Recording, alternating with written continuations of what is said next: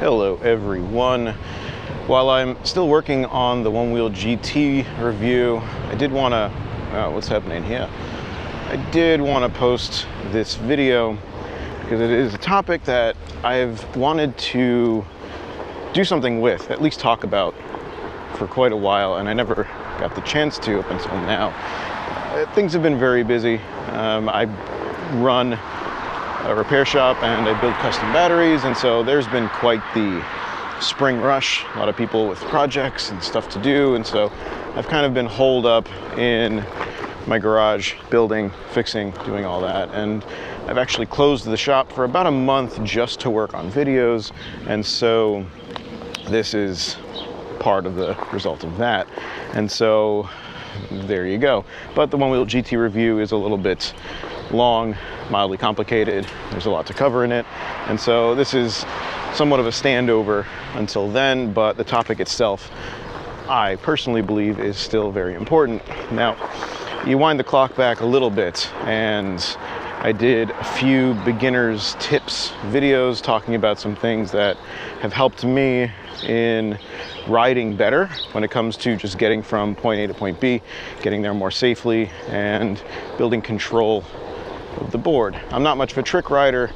I used to say that the only trick I do is not falling. And on the Onewheel, that's more or less true. It's my main focus, just getting from point A to point B and not falling. And so amongst the things that is worth paying attention to and trying to get along the road and not falling is something that I put into the title of this video, and that's torsional stability. And really what that is just the stability from toe to heel. Now, naturally, you turn by using toe to heel. It's part of the turning mechanism, as it were, as it is on a skateboard. You apply pressure either by leaning or just by pushing on either your toes or your heels. However, naturally, the terrain itself will give you feedback against the toe to heel balance. So I'll demonstrate what I mean. Usually this results from riding over a bump or a lip, and it catches the tire in the edge, or on the edge rather, and it bucks the board not front to back but side to side. And so that is what I'm talking about. It's important to practice and to be cognizant of the stability between your toe and your heel, because if the terrain while you're cruising forward bucks you this way or bucks you that way, you can come off. Now, when you're expecting it, that's one thing. If you're cruising at 10, 12, 15 miles per hour and you're not expecting it, that's quite another. So obviously stance plays a major part in your torsional stability and your ability really just to counter and or manage the ground doing uncomfortable things to the position of your board. And that's the case with the Onewheel, that's the case with any rideable. If you're riding an EUC and you hit a pothole on the lip of the tire, it will result in a very similar bucking, except the position of your body is different.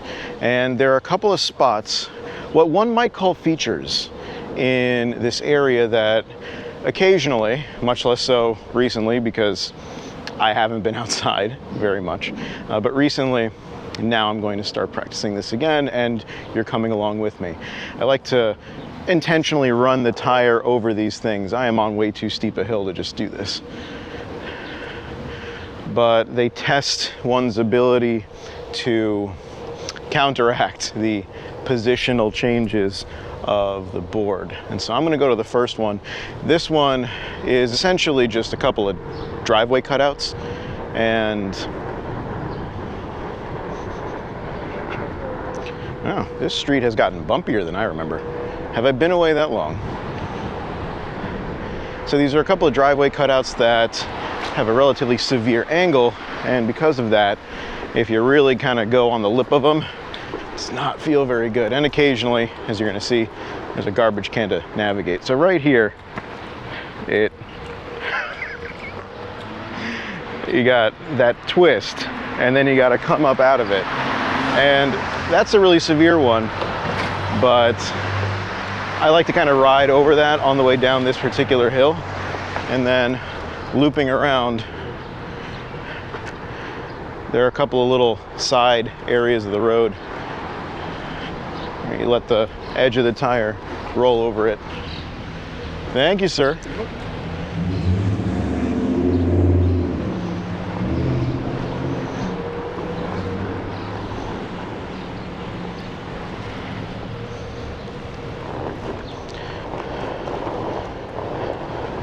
Now, much like anything to practice on the one wheel, it's just an issue of exposure.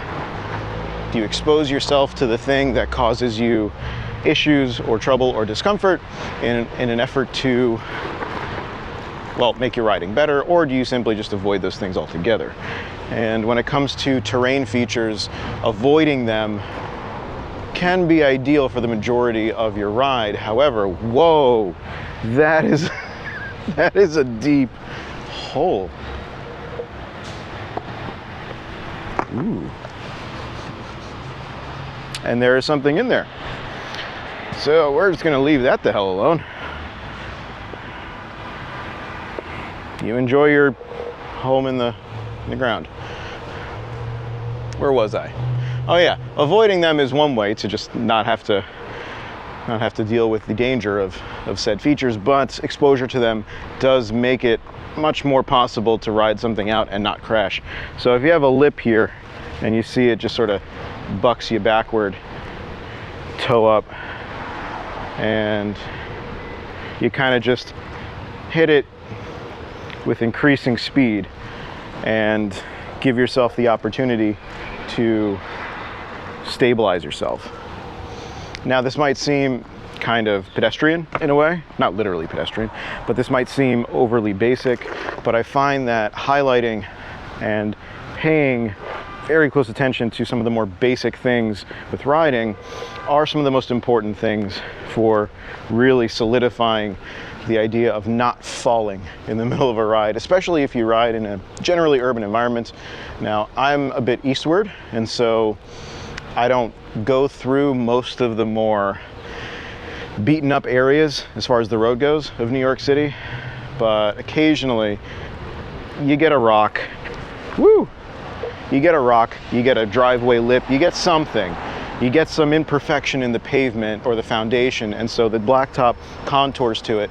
And I mean, like by this hole, if I only saw that hole right before I got to it and I had to swerve, the board would really kind of ride along the edge of it, and you can see that there was a bit of a dip, right? And so the contouring of the pavement itself becomes an obstacle that would turn the board and really test my torsional stability in that respect. So in previous beginner tips videos, I mentioned the idea of making your rides purposeful. So if you're just going out on a lunch break, just to have a good time, ride around, if you've got the extra few minutes for it, it usually behooves you as a rider who's trying to sharpen their safety skills on the board to make at least a portion of your ride purposeful. Try to think of something that you have trouble with that gives you agita on the board when you're riding, not necessarily related to tricks, but just your general everyday riding, and focus on that in order to build up the confidence that that kind of thing that was formerly an obstacle or something that you had trouble with is now one of your greater strengths. And not that I can ride constantly at an angle all the time, but when I need to get somewhere, should I run into something and I feel the board kind of kick out from under me in a toe or heel side direction, it's not very often that I feel like I am just done for and my face is going to hit the ground. So, woo, spicy. It's quite the hill. Anyway, that's it. I thought it was worth highlighting. I appreciate you watching, and I do very sincerely hope that this was even remotely helpful. For a long, long time, the heel to toe stability, the torsional stability was an issue for me. And it wasn't until I went out and started intentionally riding over objects and surfaces that intentionally kicked out toe or heel side that I got much more confident in the general A to B kind of thing. All right, so the next video up after this stopping point or halfway video is going to be the GT review. As always, I do very much appreciate your viewership. If you have not subscribed yet, feel free to do so. Take care of yourself and don't fall.